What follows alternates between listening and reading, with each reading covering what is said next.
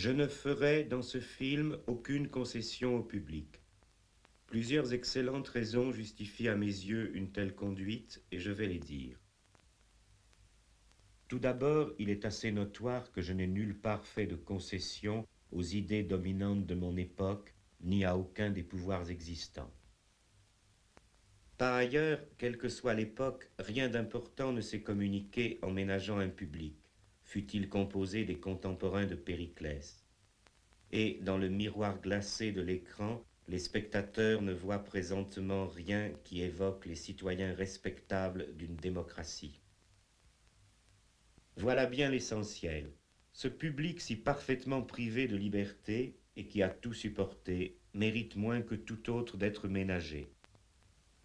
Les manipulateurs de la publicité, avec le cynisme traditionnel de ceux qui savent que les gens sont portés à justifier les affronts dont ils ne se vengent pas, lui annoncent aujourd'hui tranquillement que, quand on aime la vie, on va au cinéma. Mais cette vie et ce cinéma sont également peu de choses, et c'est par là qu'ils sont effectivement échangeables avec indifférence.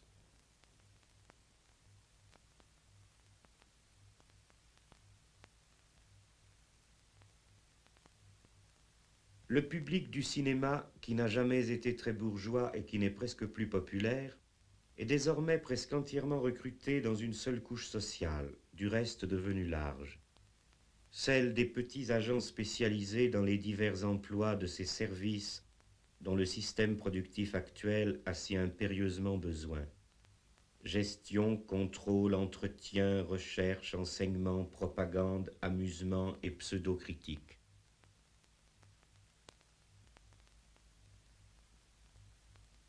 C'est là suffisamment dire ce qu'ils sont. Il faut compter aussi, bien sûr, dans ce public qui va encore au cinéma, la même espèce quand, plus jeune, elle n'en est qu'au stade d'un apprentissage sommaire de ses diverses tâches d'encadrement. Au réalisme et aux accomplissements de ce fameux système, on peut déjà connaître les capacités personnelles des exécutants qu'il a formés. Et en effet, ceux-ci se trompent sur tout et ne peuvent que déraisonner sur des mensonges. Ce sont des salariés pauvres qui se croient des propriétaires, des ignorants mystifiés qui se croient instruits et des morts qui croient voter. Comme le mode de production les a durement traités, de progrès en promotion, ils ont perdu le peu qu'ils avaient et gagné ce dont personne ne voulait. Ils collectionnent les misères et les humiliations de tous les systèmes d'exploitation du passé. Ils n'en ignorent que la révolte.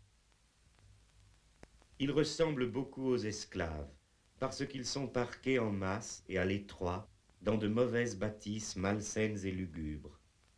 Mal nourris d'une alimentation polluée et sans goût, mal soignés dans leurs maladies toujours renouvelées, continuellement et mesquinement surveillés, entretenus dans l'analphabétisme modernisé et les superstitions spectaculaires qui correspondent aux intérêts de leurs maîtres. Ils sont transplantés loin de leur province ou de leur quartier, dans un paysage nouveau et hostile, suivant les convenances concentrationnaires de l'industrie présente. Ils ne sont que des chiffres dans des graphiques que dressent des imbéciles.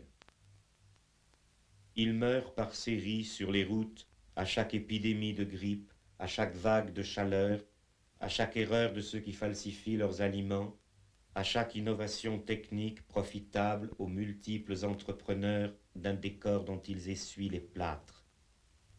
Leurs éprouvantes conditions d'existence entraînent leur dégénérescence physique, intellectuelle, mentale.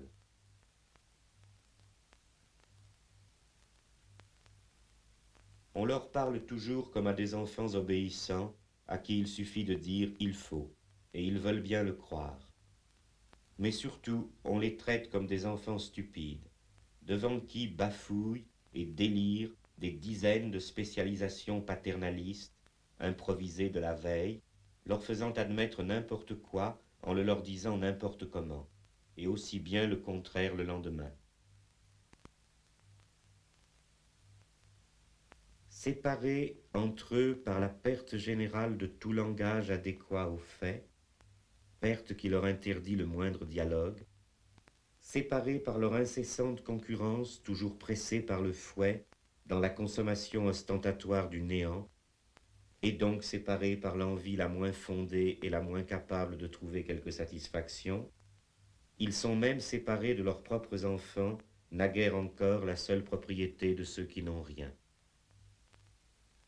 On leur enlève en bas âge le contrôle de ces enfants, déjà leurs rivaux, qui n'écoutent plus du tout les opinions informes de leurs parents et sourient de leur échec flagrant, méprisent non sans raison leur origine et se sentent bien davantage les fils du spectacle régnant que de ceux de ces domestiques qui les ont par hasard engendrés.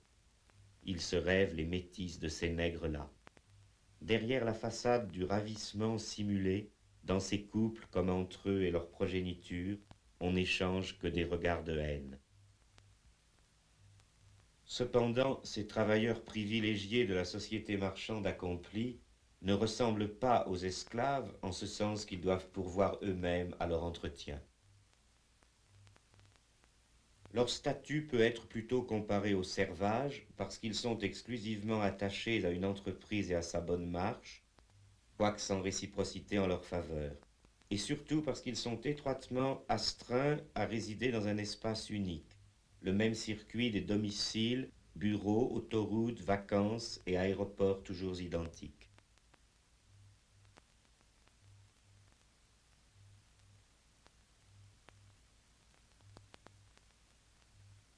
Mais ils ressemblent aussi aux prolétaires modernes par l'insécurité de leurs ressources, qui est en contradiction avec la routine programmée de leurs dépenses, et par le fait qu'il leur faut se louer sur un marché libre sans rien posséder de leurs instruments de travail, par le fait qu'ils ont besoin d'argent.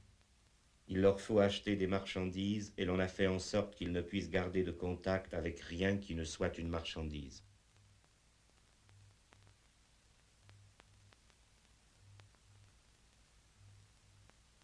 Mais où pourtant leur situation économique s'apparente plus précisément au système particulier du péonnage, c'est en ceci que cet argent autour duquel tourne toute leur activité, on ne leur en laisse même plus le maniement momentané.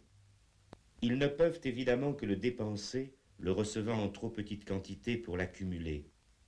Mais ils se voient en fin de compte obligés de consommer à crédit, et l'on retient sur leur salaire le crédit qui leur est consenti, dont ils auront à se libérer en travaillant encore.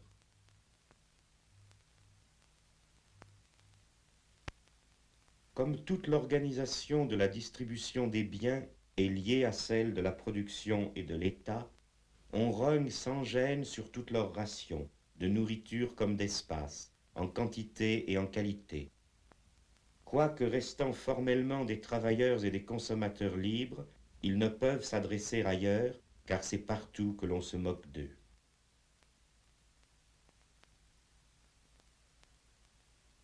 Je ne tomberai pas dans l'erreur simplificatrice d'identifier entièrement la condition de ces salariés du premier rang à des formes antérieures d'oppression socio-économique. Tout d'abord parce que, si l'on met de côté leur surplus de fausse conscience et leur participation double ou triple à l'achat des pacotilles désolantes qui recouvrent la presque totalité du marché, on voit bien qu'ils ne font que partager la triste vie de la grande masse des salariés d'aujourd'hui. C'est d'ailleurs dans l'intention naïve de faire perdre de vue cette enrageante trivialité que beaucoup assurent qu'ils se sentent gênés de vivre parmi les délices alors que le dénuement accable des peuples lointains. Une autre raison de ne pas les confondre avec les malheureux du passé, c'est que leur statut spécifique comporte en lui-même des traits indiscutablement modernes. Pour la première fois dans l'histoire, voilà des agents économiques hautement spécialisés qui, en dehors de leur travail, doivent faire tout eux-mêmes. Ils conduisent eux-mêmes leur voiture et commencent à pomper eux-mêmes leur essence, ils font eux-mêmes leurs achats, ou ce qu'ils appellent de la cuisine, ils se servent eux-mêmes dans les supermarchés comme dans ce qui a remplacé les wagons-restaurants. Sans doute leur qualification très indirectement productive a-t-elle été vite acquise. Mais ensuite, quand ils ont fourni leur quotient horaire de ce travail spécialisé, il leur faut faire de leurs mains tout le reste. Notre époque n'en est pas encore venue à dépasser la famille, l'argent, la division du travail. Et pourtant, on peut dire que pour ceux-là déjà, la réalité effective s'en est presque entièrement dissoute dans la simple dépossession. Ceux qui n'avaient jamais eu de proie l'ont lâché pour l'ombre. Le caractère illusoire des richesses que prétend distribuer la société actuelle, s'il n'avait pas été reconnu en toutes les autres matières, serait suffisamment démontré par cette seule observation que c'est la première fois qu'un système de tyrannie entretient aussi mal ses familiers, ses experts, ses bouffons. Serviteurs surmenés du vide, le vide les gratifie en monnaie à son effigie. Autrement dit, c'est la première fois que des pauvres croient faire partie d'une élite économique malgré l'évidence contraire. Non seulement ils travaillent, ces malheureux spectateurs, mais personne ne travaille pour eux, et moins que personne les gens qu'ils payent. Car leurs fournisseurs mêmes se considèrent plutôt comme leurs contremaîtres, jugeant s'ils sont venus assez vaillamment au ramassage des ersatz qu'ils ont le devoir d'acheter. Rien ne saurait cacher l'usure véloce qui est intégrée dès la source, non seulement pour chaque objet matériel, mais jusque sur le plan juridique dans leurs rares propriétés. De même qu'ils n'ont pas reçu d'héritage, ils n'en laisseront pas.